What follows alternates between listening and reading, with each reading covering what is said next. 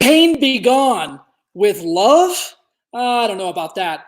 This is Dr. Mario at Health, Spice, and Life Show, and I want to welcome you to El Cafecito Corner, our newest edition. And today we have a really interesting topic, which you're probably thinking, what is that all about? Before we get into it, I want to say thank you so much for being here with us in another edition of El Cafecito Corner. Today is actually a pretty awesome day because we're going to be talking about love, and we're going to be talking about how that has anything to do with health and how that is all related to what's going on right now, particularly with coronavirus. I want to also say thank you so much for all the people that have been sending us comments, subscribing to the YouTube channel, subscribing to the channel here on Facebook, sending us all the comments and saying, I love this, I love that. Thank you so much. People that I have not heard from in years have been tuning in, and I really appreciate that. As I have been saying all along, we're so excited to be having this space. Why is that? Because for the first time in American TV history, we're going to have a show that is for 1 billion people that are of Latino heritage or have a tremendous affinity for the Latino culture. So you don't have to be Latino to be in this space. This is really for everybody who has that affinity. And ultimately, this is a show about life. It's not just about medicine. It's about what happens to you, what happens to me, and how is it that we are all connected as that billion Latinos or Latino heritage around the world. So thank you for being here. As you know, this is El Cafecito Corner. So wherever you may be, if you have some coffee, or if you have some tea, or maybe you're drinking some water, whatever it may be, I want to say thank you and cheers to you. That is absolutely fantastic. As a matter of fact, drinking a little bit of coffee today from Colombia. And I want to send the warmest saludos at all the friends from Colombia who are watching right now. And my heart goes to all of you as we go through all of this pandemic. I know that Latin America has been deeply affected by everything that has been going on. So my heart, like I said, goes to all of you, not just in Colombia, in the entire hemisphere, and for all of those who are watching the show right now from the other side of the world. I want to remind you, do not forget to subscribe here in the, whether you're watching in YouTube or in Facebook. You'll have the opportunity to see all the different episodes. And I have to say, there's so much stuff that we have been discussing all along that has to do with what's happening right now in the world, but also things that are happening to you, right? So if we can just change things just a little bit, and you can start to see the changes right now, how that's going to inspire you and ultimately transform your life and the lives of those around you. Well, in that case, this time that we're spending here at El Cafecito Corner was well spent. So let's just get a little bit into this. What is this whole thing about love for pain? Well, I want to tell you a little story of something that started to happen to me as a physician. As you may know, or if you don't know, I am Dr. Mario, and I am an interventional radiologist. And what does that mean? Well, radiology is the side of medicine that diagnoses medical conditions with the assistance of imaging. You might have heard about x-rays or CAT scans or MRIs, ultrasound. Those are different modalities, different kinds of equipment that are employed, are used, so that we can see the body inside and make different diagnoses. But there's also a branch of radiology, which is called interventional radiology, which is a little bit different from that, because in this case, we are the part of radiology that does operations with the help or the assistance of that imaging guidance. So a lot of different procedures are done through interventional radiology. And as a matter of fact, I somewhat jokingly say to people, well, if you have not heard about this or you don't know what interventional radiology is, I am so glad, because chances are you have not been sick enough that you've required our assistance. So I'm glad if that is the case, but at least now you know what that is. Well, as an interventional radiologist, I have had the tremendous privilege of caring for many, many people through the years who've come to me to do those interventions that I'm referring to. And I want to tell you the story about Dave. Dave was a lung cancer patient, and this was the first time that I was taking care of him. And he came to us because as part of his condition, he was developing fluid inside of his chest. And when that happens, if you've been one of those patients, you absolutely know that that creates tremendous difficulty to be able to breathe, because now your lungs are squeezed, so you cannot really breathe freely. Well, that poses a significant problem for patients, especially those who have conditions that are pretty severe, such as lung cancer. Dave would come in to the hospital to have that fluid removed from his chest so that his lung could expand and he could breathe more comfortably. But one of the problems was that during the course of being treated, he developed a condition where he was allergic to having the medication that is used to anesthetize the skin. In other words, so to numb your skin so that little instruments can be put inside of the chest to remove the fluid. Well, as it turns out, my team comes to me and said, "Doctor, this is a situation. We cannot take the fluid out of Dave's chest because he has an allergic reaction to that." And we did not have any other medications that we could use for him, but he needed to have the procedure done. So I said, "Well, let's just do something that we've never done here." And the people in my team were like, their eyes were like this big. What is he talking about? Well, I went to talk to the patient and said, this is a situation, and I think that we can do something different, but it will require you to say, "Yes, I am willing to try that out. And I'm going to trust you, doctor, and I'm going to trust the team so that you can do your procedure and I can benefit from that so I can breathe better." So I said, "Okay, well, Dave, this is going to sound a little strange to you. And maybe you watching this broadcast, you have been somebody on the receiving end of this thing that I'm going to be talking about in the employment or the use of love for medical conditions." I said to him, "Dave, I think that we can treat you and we can do the procedure safely by using love and images of love as anesthesia so that we can take the pain away." I wish I had pictures of Dave's face to show you all right now. He just looked at me like, what was I talking about? He probably thought that I was crazy or something like that, but I knew that I wasn't. So I said, "No, this is the way we're going to do this. If you give permission." He said, "No, I'm on board for this. We'll do it." And I said, "Well, I'm going to put my hand on the area where we're going to be cleaning it up and so on, so you know exactly where we're going to be doing the procedure on. So you bring awareness to that area. It's not like something was coming out of my hands and I was just like, some magic or miraculous thing doing on him. That was not the case. I just wanted him to know that, in fact, we were going to be working in that part of the body. That was important, to get permission from his body to allow this to happen." And I said, "Not only that, but I want you to tell me, Dave, is there something in your life or someone or a situation, an event where you experienced tremendous amount of love?" And he paused for a moment. He thought about it. And he said, "Yeah, my mother." And I think that, as you watch this and all the people that watch the show, you're probably thinking, yeah, many of us can relate to images of love that we feel when we think about our mothers. Some others may not because maybe their mother was not there or the relation was not good, but many people can relate with that. And I said, "Well, what we're going to do is, before we start the procedure, we bring you to the operating room. I'm going to be instructing you to how to breathe, and also we're going to bring those images of love." So we brought him into the operating suite. The lights were somewhat dimmed, and we started to coach him. I started to coach him how to breathe, just to calm down. But as we were doing this, we also put different monitoring things on him so we could see what his respiratory rate was, what his blood pressure was, to see what was going on. Also to see his heart rate, because we wanted to have a sense of, is this really working for him? And also, my team had never done this before. This is going back to 2008 or so, over a decade ago. So they had never seen it, and they were skeptical as well. Is this really going to work? What is he doing to the patient?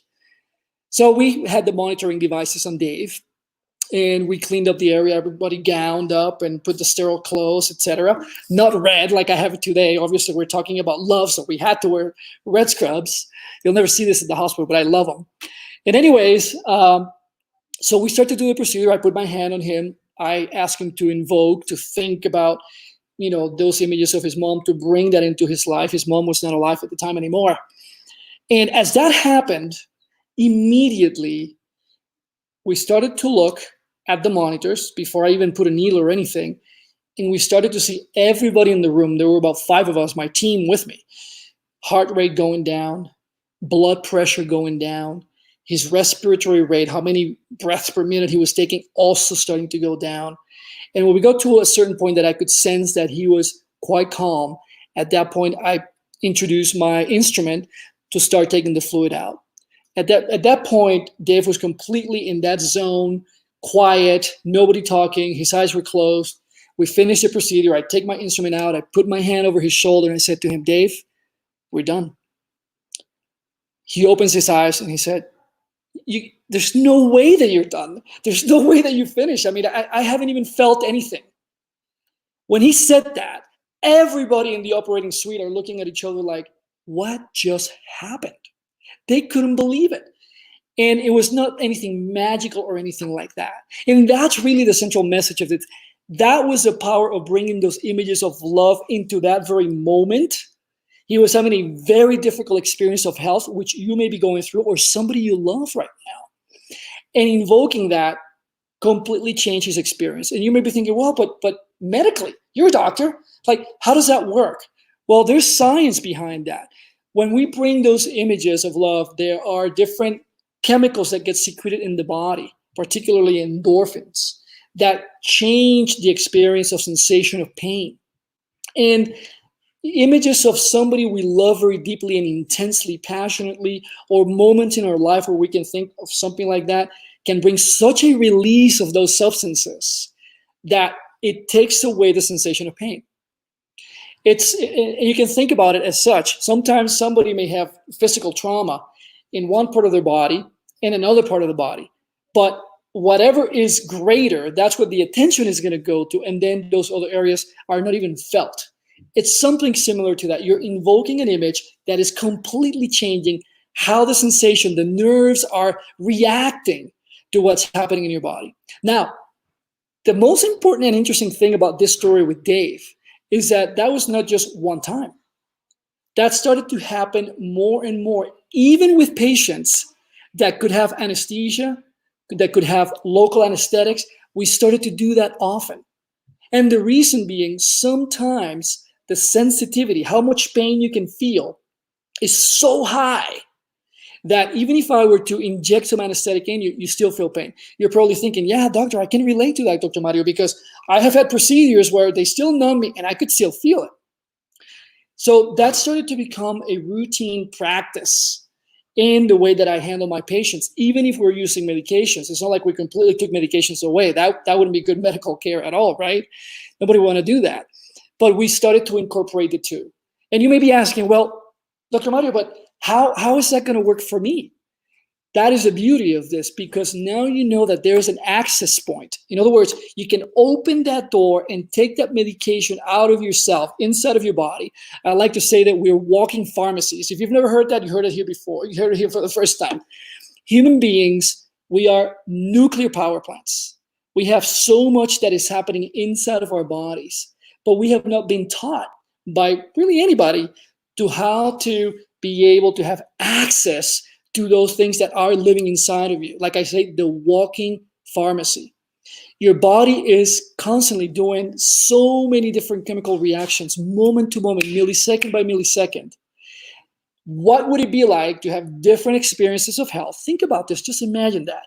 Your own experience of health when we start to tap into this power plant, this walking pharmacy that is you, that is me.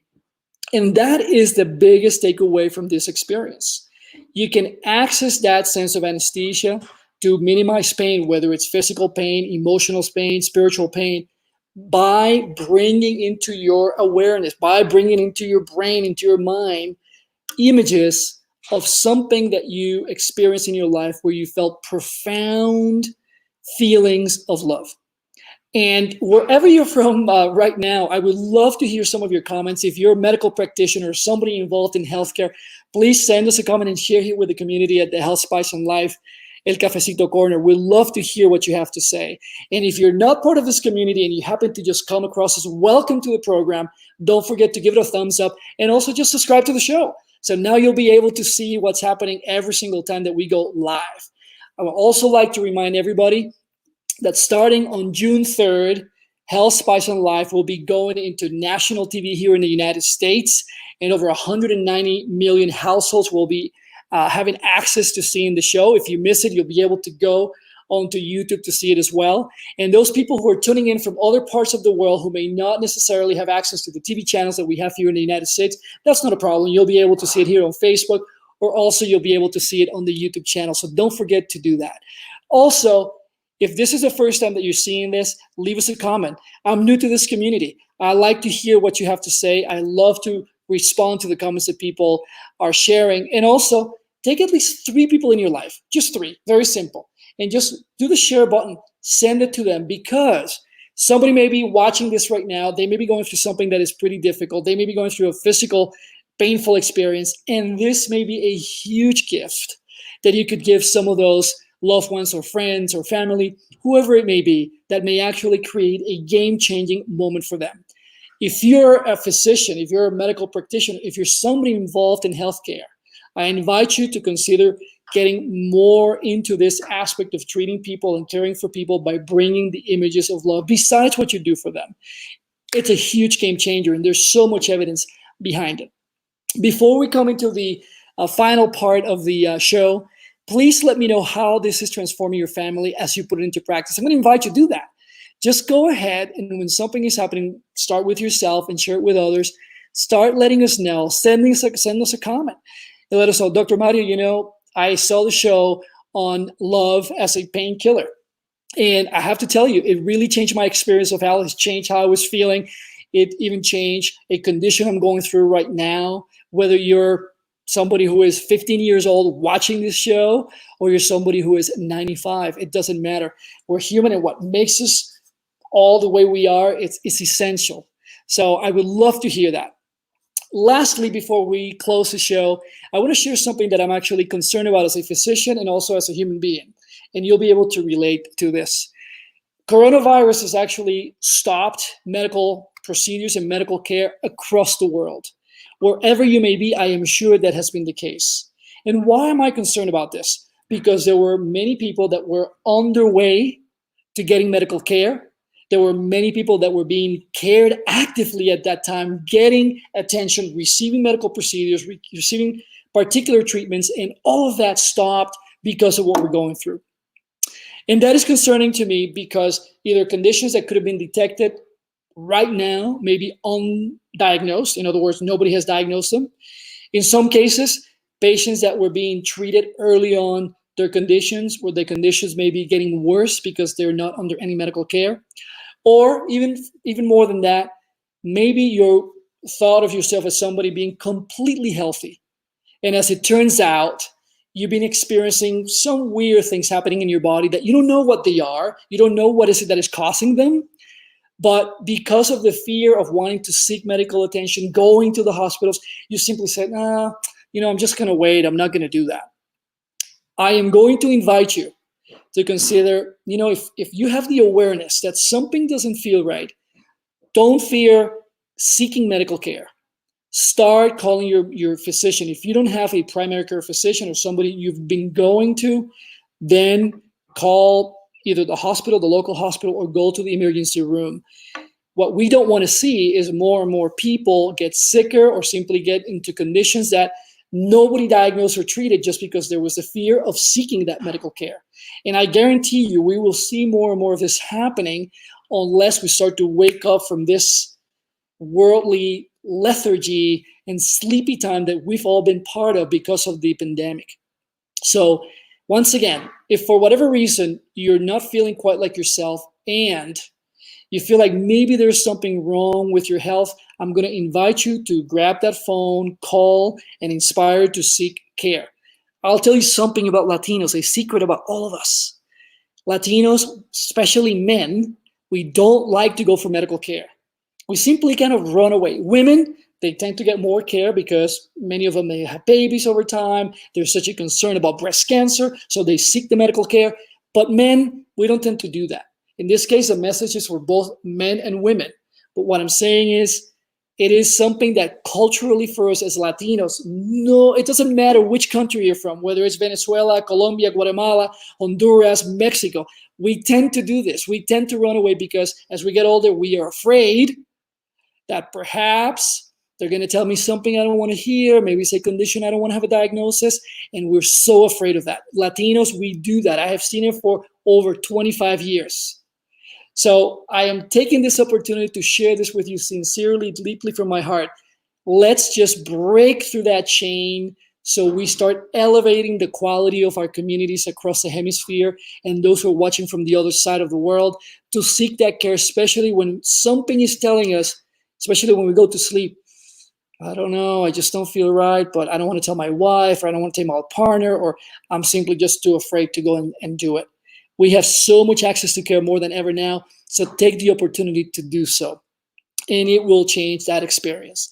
Please send me your comments. Do not forget, subscribe here. Starting on June 3rd, we're going to be on national TV here in the United States. And finally, we're going to have a home for us. Health, Spice, and Life for at least starting 190 million households that will be able to see the show. I'll be posting here where you can go and see the show so that you can tune in. Don't forget to go to Instagram and also to YouTube so you don't miss anything. Remember, this is your home. This is your show. I am Dr. Mario. From my heart to your heart, I want to tell you, to your health. See you soon. Ciao.